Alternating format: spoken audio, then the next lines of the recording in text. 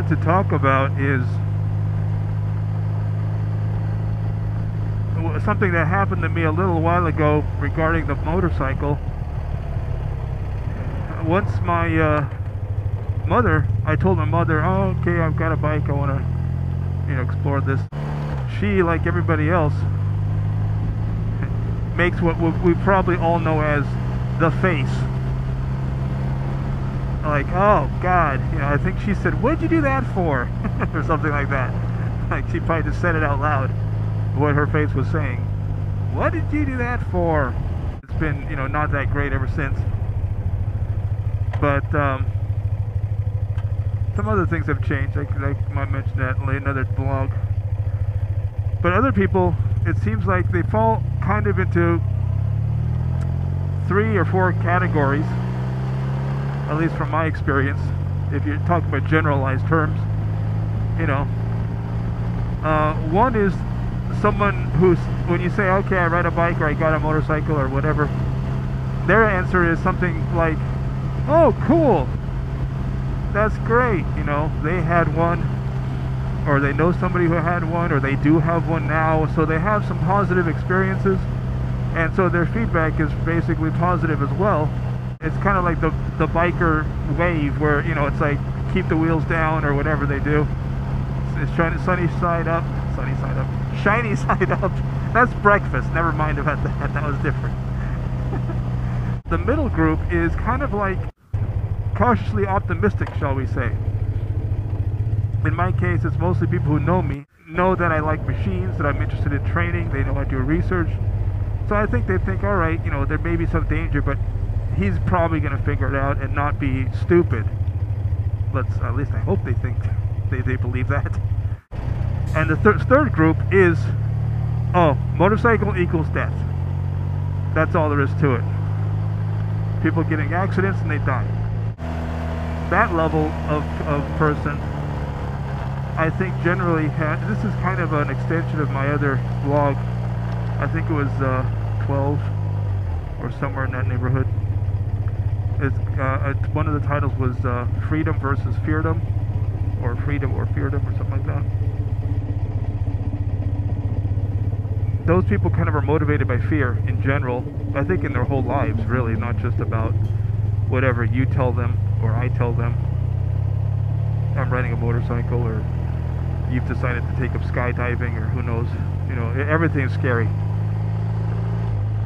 I had some ice cream for lunch. Oh God, that's fattening, oh my God. It becomes fucking ridiculous.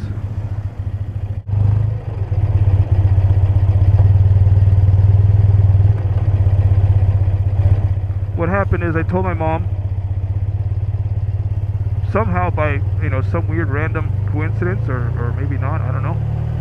The workmate, my mom's office mate, comes in one day, and when I'm there, I visit the office periodically, and something flew in my eye, like burning smog, piece of oil from this fucking bus probably. Oh, there it goes. Once it burned the nerves out of the retina, it feels fine now.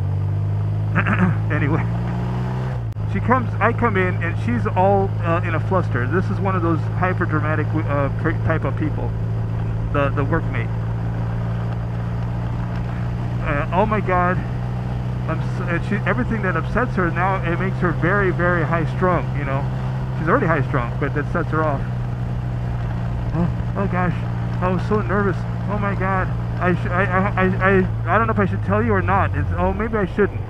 Well, but I should. But maybe I shouldn't. But maybe finally, like, what is it? What are you talking about? She goes, well, today, or whatever it was yesterday, there was an accident in my neighborhood, and what happened was apparently someone is riding a bike down the road, down the street, and somebody pulls out, I think, in an SUV. I don't know if they came out of a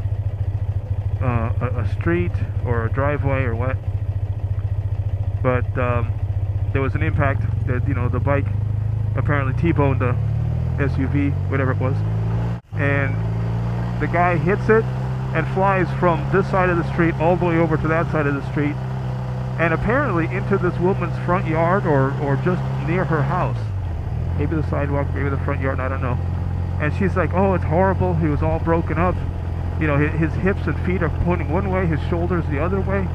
It was horrible. People come out, they hear all the commotion because it's a neighborhood. So, you know, everyone hears it. They're right there. And they're taking pictures and videos while he's lying there all beat up. And in the end, what happens is the poor guy ends up dying. So he basically dies in her front yard.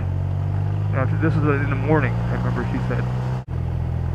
This story is what I come to with, you know, it's basically another version of you ride a motorcycle and oh my god, death, destruction, chaos, etc., etc. Horrible death. Go motorcycle, horrible death, motorcycle.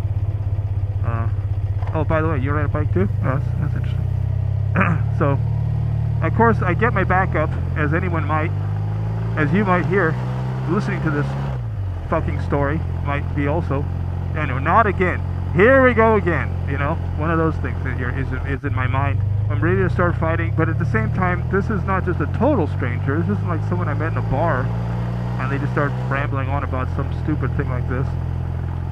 It's someone that I know, but at the same time, it's the same worrywart and super fear person that I don't really care for that attitude. I don't like that attitude. I'm afraid of everything doesn't turn me on. As a matter of fact, it kind of makes me angry. So when she starts doing all that, I'm pissed off, number one. And in the back of my mind, I'm thinking, she probably already told my mom all about this horrible story. Probably even showed her the fucking pictures. And I'm thinking, it's just going to make my life more difficult. Now my mom has that shit in her head, and she's sort of the same way. Not as bad, but sort of the same way. So, fuck. You know? But instead of being angry and you know, I don't want to hear it, don't tell me, I don't want to hear it, I don't want to hear it, I decided for some reason I'm not going to be defensive. I'm going to let her have her say. To be honest, I'm not sure why. So what happens is,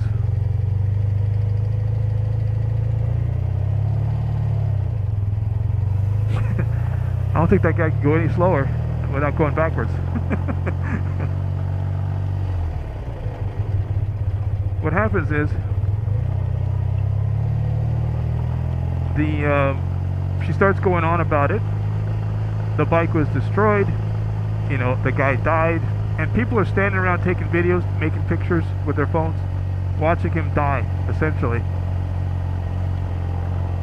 And then she says to me, you want to see pictures? So she has some too on her phone. And I'm thinking, fuck. But at the same time, I'm thinking, you know what? I can take the hit. I'm confident enough that I'm not that threatened, actually, by what's happening and another one of these fucking stories. So I look at the pictures, and as I recall, I don't remember seeing any of the guy. I do remember seeing pictures of the bike that was mangled and destroyed. I look at the pictures, and I start to formulate what exactly is going on. In other words, instead of being defensive, I start to think to myself, okay, let's just take all these things as facts. The guy was in an accident. The bike was destroyed. The poor guy did die. The question should be, why did he have an accident and why did he die? Number one, the fear message is all about, it happened because he was on a motorcycle. And I think I was just driving around with no headlight. Maybe that was it, dumbass. What happened exactly? And the answer is, it wasn't because he was on a motorcycle. Because I said, look, if the guy hit whatever here and flew way the fuck over there, I say to her, as I'm thinking, I say, well, he must have been going very fast in order to fly all the way across the street. You know, that's not close. That's far. And for the bike to be that destroyed, you know, and him to fly, that meant he was going really, really quick. I said, and also if he got that beat up, not that a huge blunt trauma like that is going to be, you know, you can't be saved by a jacket. A jacket keeps you from getting scraped up. That kind of riding gear, leathers or textile. But it can't save you from, you know, heavy blunt trauma. You know, that's going to make an impact inside your body. You end up with a broken kidney and shit like this. Broken bones. But not scraped up. Your skin might be actually okay. I say, and she says, oh yeah, he was wearing a helmet, but I don't know what else. I vaguely remember her saying that his shirt was pulled up or something like this. You know, well, that really sucks. But at the end, it's not the motorcycle's fault. It's actually the rider's fault. He shouldn't have been moving that fast in an unpredictable space like that.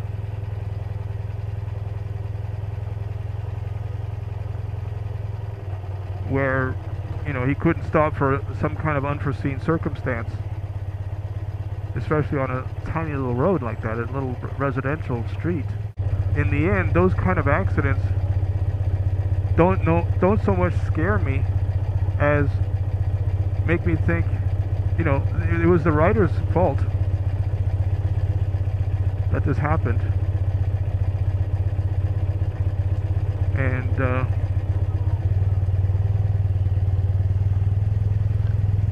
as tragic as it is, you know, there's just, the energy's got to go somewhere. It can't just stop on a dime. I mean, he was moving too fast. So when she asked me, you know, aren't you scared or whatever and all this kind of stuff, and, or other people say it, I say, not really, because of what I just said. Most of the time these accidents happen because riders aren't paying attention. They think they have the right of way, and that means they have, you know, immunity from other vehicles fucking up or something. And I got news for you, my friends. Other vehicles, both on, you know, 4 wheels, 2 wheels, 1 wheel, I don't care. They are piloted, ridden by, driven by humans. And humans fuck up all the time. So this person was trying to give me the fear story, the scary story. And when I told her, well, this looks like he was going too fast, etc., she says immediately, without even thinking about it, without even thinking about her own answer, oh yeah, that's what the police said. She basically acknowledges that the police came to the same conclusion. And they're there, you know, looking at the skid marks and looking at the evidence. The bike is destroyed, etc. And in a way, it almost seemed like she calmed down. Like, instead of being so scared, once I said what I said, and she acknowledged it, and I was like, oh, this is what happens, you know? The guy fucked up, basically. I mean, I didn't say that, but that's the gist of it. And she said, she kind of mellowed out, which is kind of interesting. I'm not sure what she was thinking, because I never asked her about it again. But she also never brought it up again. So I don't know if you get any value out of that. The only smart thing I can say that I did maybe was not take it personal, not take it as a personal attack, and that allowed my brain and my emotions to open up to being an honest evaluation of what am I looking at, when I'm, you know, and what am I getting out of this story and the pictures, etc., so that I could come to a more rational place of, okay, yes, it's a fact the guy died, the guy was on a motorcycle. That doesn't make the motorcycle dangerous. It made the rider dangerous. You know, because, I mean, if it wasn't an SUV, what if it had been a little kid, a dog or a little kid that ran out in front of him? He would have survived, but he probably would have killed a dog or a little kid moving at that speed that he couldn't stop, he couldn't avoid. You know, so really it was the rider that was dangerous, not the motorcycle. That's how I look at it. Now, if you like that story or you hate that story or whatever, I apologize. I didn't make it up. This is what happened to me. I'm just telling you what happened. But you know, hit the like, hit the subscribe, comment. Let me know what you think, or if you have something similar to share and discuss, etc.